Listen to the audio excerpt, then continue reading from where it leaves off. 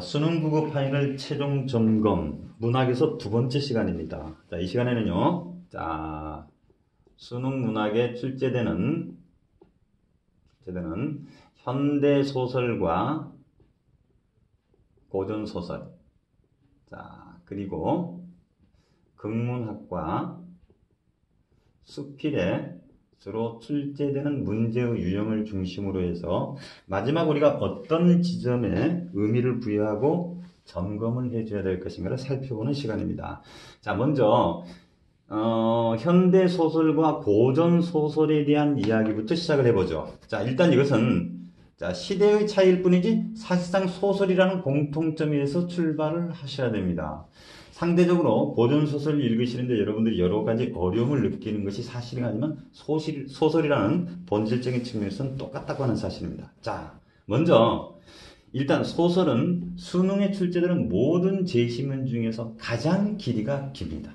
오히려 비문학 독해보다 길단 말이에요. 자, 그렇기 때문에 많은 시간을 읽어야 된다는 부담이 있다. 그래서 소설만큼은 읽는 방식과 정리하는 방식이 상당히 중요할 수 있다. 그래서 여러분들이 그동안 열심히 공부하셨겠지만 간략하게 소설에 대한 이야기는 한마디 하고 문제로 들어가 보도록 하겠습니다. 자, 소설 제시문 엄청 깁니다. 이렇게.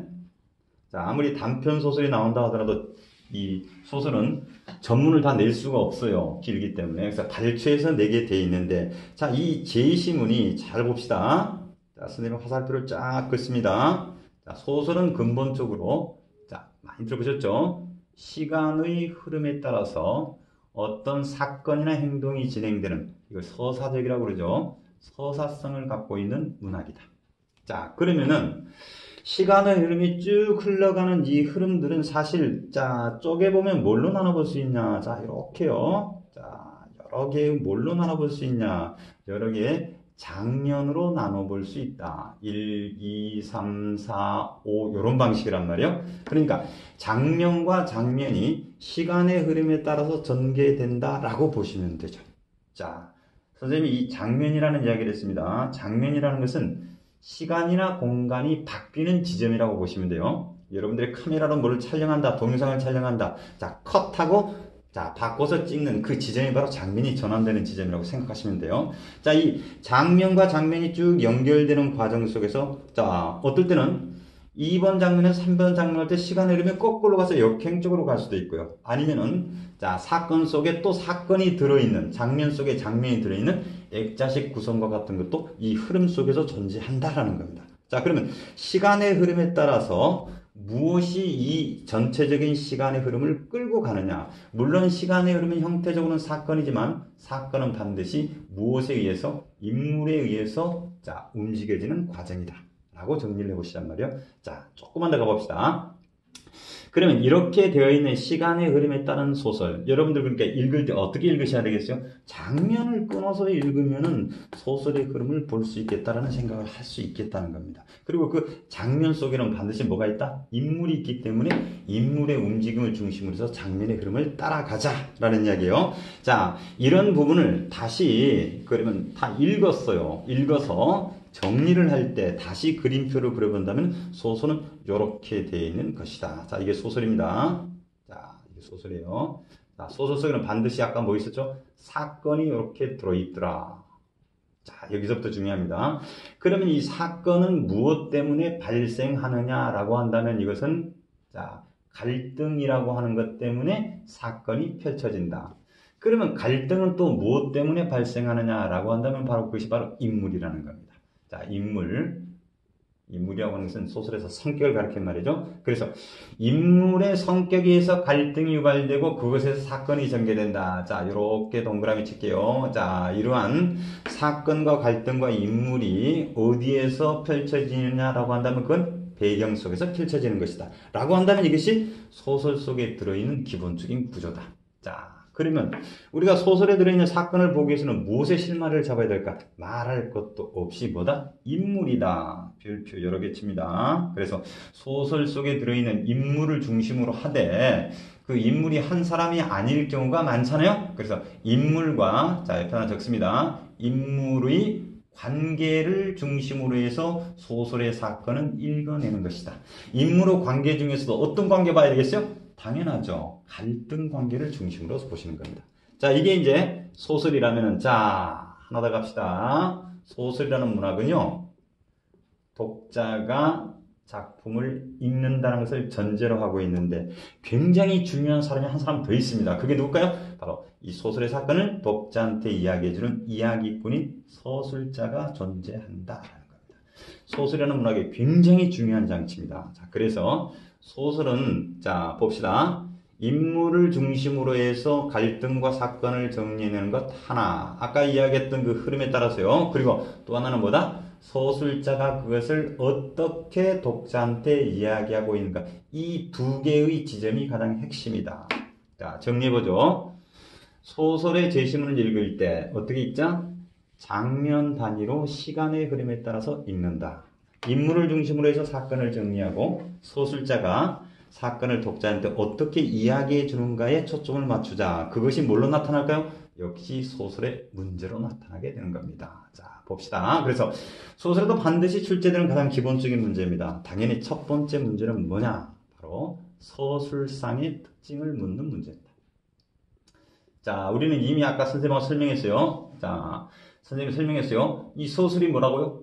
소설자가 독자한테 이야기하는 방식이라는 거죠. 그래서 소설상의 특징의 문제가, 자, 하나 봅시다. 1번부터 5번까지 이렇게 딱 돼 있습니다. 자, 여러분 앞으로 이 문제를 푸실 때 무조건 이렇게 해보세요. 1번부터 5번 답지 제일 앞에는 무슨 말이 생략돼 있을까요? 그렇죠. 서술자가 라는 말이 생략돼 있다. 알겠어요? 그래서 서술자가 하는 말을 이렇게 딱 집어넣고 선택지를 읽어보시라. 훨씬 판단이 명확해진다는 사실. 소설자가 누구한테 이야기한다고요? 독자한테. 알겠죠? 그러면 소설상의 특징과 관련해서는 주로 어떤 지점들을 우리가 정리를 해야 되느냐. 자, 그것은 소설자가 독자한테 이야기해주는 어떤 시점. 정리 잘 하셔야죠. 자, 그 다음에 문체. 자, 어조. 소설자가 사용하고 있는 어휘. 그 다음에 여러 가지의 표현 방식 등등등이 소설상의 특징에 사용되는 소설자의 이야기 방식이다. 아시겠죠? 그래서 이런 개념들에 대해서 혹시라도 여러분들이 헷갈리신다면 반드시 지금이라도 정리를 해 주실 거예요. 아시겠죠? 자, 두 번째 문제용을 한번 가보겠습니다. 소설에서 현대소설, 고전소설 공통적으로 출제되는 두 번째 문제는 내용을 이해하라고 하는 문제입니다. 내용을 이해하라고 하는 것은 소설의 내용이 뭘까요? 그렇죠. 사건의 흐름, 다시 말하면 소설의 줄거리를 이해하라 라는 이야기입니다. 자, 소설의 줄거리를 이해하는 문제는요. 자, 이렇게 그냥 설명드릴게요. 인물 중심의 줄거리를 파악하라는 이야기입니다. 자, 다시 한번 나오죠. 인물 중심으로, 자, 소설에서 펼쳐지고 있는, 자, 줄거리를 파악해 보아라 라는 그런 문제다. 아시겠죠? 그러면 여기서 하나만 더 갑시다. 인물 중심으로 줄거리를 파악할 때 그것은 무엇의 흐름에 따른다? 갈등 중심의 사건 흐름이다. 갈등 중심의 사건 흐름이다. 자, 이렇게 쓰면 가로를 쳐놓을게요. 자, 그래서 내용을 파악하는 것은 아까 선생님하고 이야기했듯이 소설의 기본적인 내용들을 쭉 흐름상으로 정리하는 과정을 통해서 충분하게 정리해낼 수 있다. 자신감을 가지시고 소설의 독해만 이루어진다면 충분히 푸실 수 있는 문제다. 자, 세 번째 문제용으로 가보겠습니다. 세 번째 문제는 아까 소설에서 가장 중요하다고 이야기했던 바로 인물과 관련되는 문제입니다. 그래서 인물의 성격, 심리 또는 태도, 자, 이걸 파악해서 때로는 이것을 다른 문학작품 같은 것에다가 적용해보라라는 문제까지 갈 수가 있어요. 자, 물론 적용해보는 것은, 자, 어떤 유사성을 찾아내면 되는 것이기 때문에 적용하기 이전에 어떻게 되겠어요? 인물의 성격, 심리, 태도 이걸 파악하는 것이 중심이 되겠죠. 그렇죠? 자, 그러면 한번 가봅시다. 인물의 성격이나 심리나 태도를 파악하려고 하는데 만약에 자 서술자가 직접적으로 인물의 성격이나 심리에 대해서 직접 진술을 해준다면은 자, 이건 별로 문제가 되지 않죠. 소설자가 이야기하는 그 지점만 잘 찾아가시면 된단 말이에요. 그런데 이런 것은 시험에 잘 나오지가 않아요. 자, 어떤 게 나오느냐. 소설자가 직접 이야기해주지 않는 경우다. 자, 이게 이제 소설의 문체에서 이야기하는 일종의 보여주기 방식이죠. 자, 이랬을 때 우리가 어떻게 성격, 심리, 태도를 파악해낼 수 있을 것인가. 잘 들어보세요. 지금부터 이야기하는 것이 인물의 성격이나 심리나 태도를 파악하는 가장 기본적인 방식이라는 겁니다. 자, 뭘 봐야 되느냐. 자, 첫 번째는 자, 인물이 처해져 있는 기본적인 상황을 보자. 즉, 다시 말하면 인물이 어떤 처지에 있는가. 자, 옆에다 연결하겠습니다. 인물의 상황과 더불어서 지금 현재 이 인물이 다른 인물과 어떤 관계를 형성하고 있는가. 인물이 처해진 상황과 인물의 관계를 먼저 정리를 딱 하신 다음에 소설에 등장하는 인물은요, 그냥 가만히 있지 않습니다. 여기에 대해서 반드시 뭔가 반응을 하게 돼 있다. 자, 이 반응의 양상이 뭐냐? 자, 상황에 대해서 또는 다른 인물에 대해서 이 인물이 말을 하든지 대화죠. 행동을 하든지 어떤 표정을 짓든지 등등등의 반응을 하게 되어 있다. 자, 잘 보세요. 그러면 먼저 인물의 상황이나 인물 관계를 보고 거기에 대해서 어떻게 반응하는가. 자, 이 두 개를 잘 묶어서 봤을 때 뭐가 보인다? 아, 이러한 상황에서 이렇게 이야기했다라고 한다면 이 사람의 성격은 이거다. 지금 현재 이런 심리다 라고 정리할 수 있겠죠. 그래서 이런 과정을 통해서 인물의 성격, 심리, 태도 이런 것들을 판단해낼 수가 있다.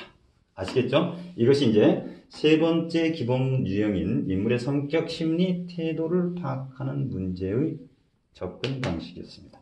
자, 네 번째. 자, 최근에 많이 나오는 문제입니다. 자, 소설에 등장한 어떤 소재 또는 배경의 의미라든지 성격을 묻는 문제 또는 뭐 기능을 물을 수도 있겠죠. 이런 문제가 나옵니다.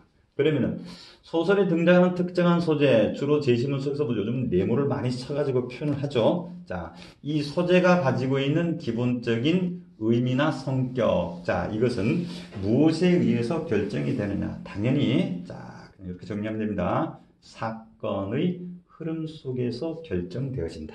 아시겠죠? 그래서 특정한 소재가 있었을 때 이 소재가 사건의 흐름 속에서 어떠한 의미나 성격을 갖는지 이걸 정리하고 나면은 선택지를 판단하기가 쉬워질 수가 있다. 자, 배경에 대한 부분도 문제가 될 수 있습니다. 그런데 배경이라고 하는 것은요, 물론 우리가 알고 있다시피 배경은 소설에서 했던 시간적이고 공간적 개념입니다.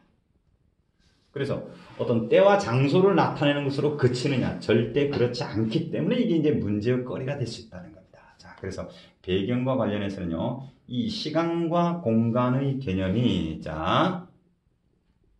인물의 어떤 심리라든지 태도하고 연결될 수 있다라는 점입니다. 그래서 배경을 통해서 인물의 심리나 태도를 제시할 수가 있기 때문에 굉장히 중요한 역할을 하고요. 또는 소설 전체의 어떤 분위기를 조성해 주기도 하고, 그렇죠?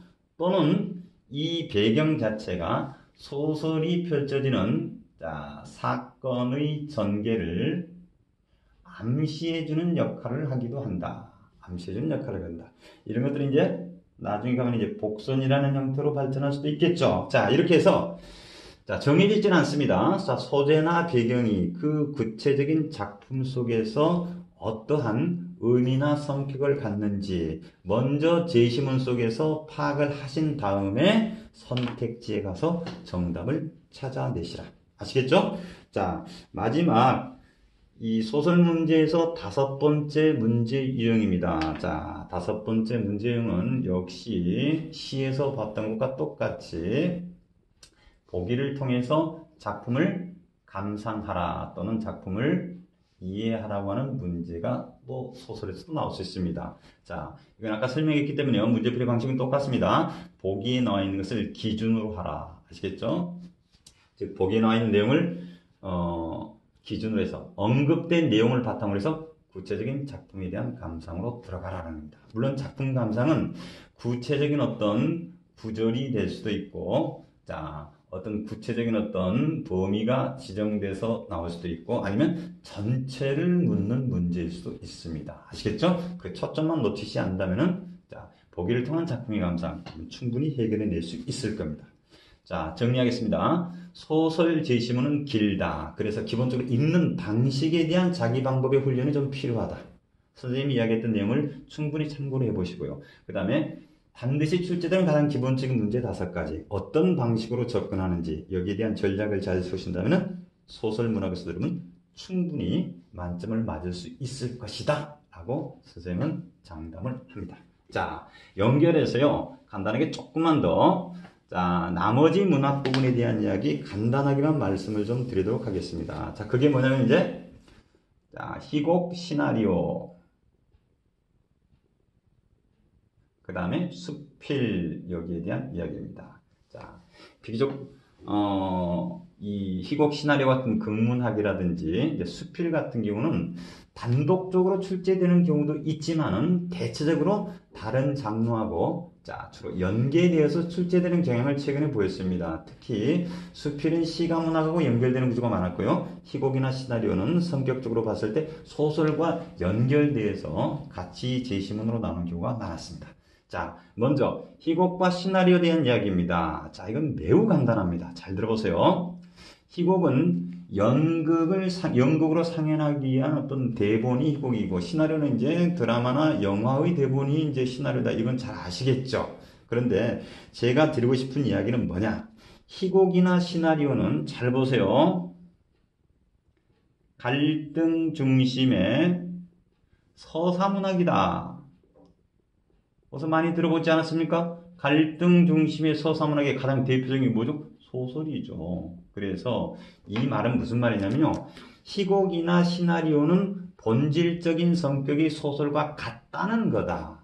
그러면은 희곡과 시나리오에 출제되는 문제도 소설과 같다는 말이요? 같다는 이야기입니다. 아시겠어요? 그래서 소설에서 물어보고 있는 인물에 대한 이야기, 내용에 대한 이야기, 소재에 대한 이야기, 배경에 대한 이야기 등등등이 희곡과 시나리오에서 동일하게 출제된다는 겁니다. 딱 한 가지 어떤 차이점이 있냐. 자, 이게 바로 이제 희곡 시나리오의 문제의 유형 핵심입니다. 나머지 문제는 소설과 동일하다라고 보시고요. 자, 문제는 뭐냐? 뭐가 나오느냐? 추가해서 나오느냐? 그것은 희곡과 시나리오가 갖고 있는 특성. 자, 이 특성이 뭐냐면요. 표현 방식입니다. 즉, 갈등 중심의 사건을 어떤 방식으로 표현하느냐의 차이입니다. 아시겠어요? 그래서 희곡은 연극으로 상연하기 위한 대본이기 때문에 자, 무대 위에서 공연한다는 특징에 의해서 쓰여지게 되어 있다는 겁니다. 자, 예를 들면은 희곡 같은 경우는 배우가 무대에서 공연하는 것을 가지고 관객하고 만나기 때문에 자, 예를 하나만 듭시다. 희곡 같은 경우는 어떻겠어요? 자, 소설과 같은 소설자의 개입이 있을 수 있다, 없다? 없다. 그 소설자가 개입을 하지 못하기 때문에 인물의 성격이나 인물의 특성 같은 경우를 효과적으로 전달하기 힘들죠. 자, 그래서 희곡을 읽는 사람은 그 인물이 하는 행동이라든지 대화라든지 표정이라든지 이런 걸 통해서 뭐 해야 된다? 인물의 성격을 상상해낼 수밖에 없는 것이다. 자, 물론 굉장히 생동감을 주지만 소설자가 직접적으로 개입하지 않음으로 인해서 가질 수 있는 장점과 단점이 있겠죠. 어떻든 이런 희곡이라든지 시나리오가 갖고 있는 특성에 대한 문제는 이 제시문이 나온다고 했으면 반드시 나올 수밖에 없는 문제다. 아시겠죠? 자, 정리합시다. 소설의 문제하고 동일하다. 딱 하나, 뭐만 차이가 있다? 희곡이나 시나리오의 이 표현 방식의 특성에 관련되는 문제가 하나가 더 추가가 될 수가 있다. 아시겠죠? 자, 수필로 한번 가보겠습니다. 자, 수필은 물론 형식적으로 보면은 자, 현대 수필이 있고 자, 하나는 고전 수필이 이렇게 있을 수 있습니다. 그런데 이 수필이 갖고 있는 공통점은 뭐냐면은 수필이라고 하는 것은 말이죠. 기본적으로 자 이렇게 한번 볼까요? 간단하게 그려볼까요? 자 어떤 대상이 있습니다. 자 또는 어떤 경험이 있습니다. 등등등등 이런 것들이 뭐냐면은 수필에서의 소재 이 소재에 대해서 자 화살표 쫙 거꾸로 찍습니다. 여기에 대해서 글을 쓰는 필자의 세계관이 드러나는 문학이다. 그러니까 똑같은 경험을 했다. 똑같은 대상을 보았다 하더라도 글을 쓰는 사람이 갖고 있는 세계관에 따라서 굉장히 다른 양상으로 드러날 수 있는 거란 말이죠. 알겠어요? 그래서 개성이 아주 두드러지게 나타나는 거고요. 이 과정을 통해서 수필의 주제의식이 드러나게 된다. 자, 그래서 수필은 형식과 내용이 굉장히 자유로운 글입니다. 굉장히 자유로운 글이죠. 그래서 실질적으로요, 문제의 형태도 굉장히 다양한 양상으로 나타납니다. 대적으로 한번 쭉 적어보기만 할게요. 자, 첫 번째는 수필이라고 하는 글의 특징. 자, 마찬가지로 뭘 물어보겠습니까? 내용도 물어보고, 형식도 물어보고, 진술도 물어보고, 구조도 물어보고, 다 물어볼 수가 있어요. 자, 두 번째는 수필에 사용되는 이 소재의 의미. 소재의 의미. 자, 이것이 어떤 의미가, 가치가 있는 것인가. 자, 세 번째는 수필. 자, 작품 감상의 적절성. 감상의 적절성. 자, 이런 문제 나올 수 있겠고요. 자, 그 다음에 네 번째는, 자, 이 주제의식과 관련해서, 자, 글을 쓰는 필자의 세계관이나 가치관이 무엇인가. 자, 이걸 파악해서 다른 것에 적용해봐라. 이런 문제들이 충분히 나올 수가 있겠죠.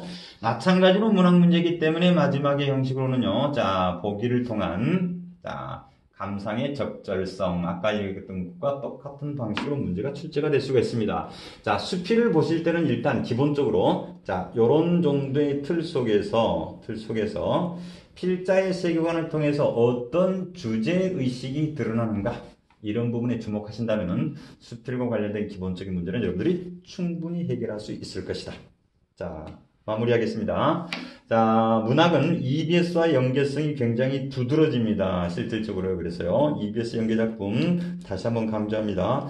마지막에 목록으로 제시한 거 꼭 참고로 보시고, 아직도 시간이 있기 때문에요, 그런 작품들에 대해서는 충분하게 숙지하고, 자, 수능 시험에 임하시기를. 자, 문학과 관련된 문제 유형들을 살펴봤습니다. 여러분, 남은 시간 열심히 더 연습하시고, 선생님이 말씀드린 이런 내용들을 참고하셔서 문학에서도 좋은 성적을 낼 수 있도록 합시다.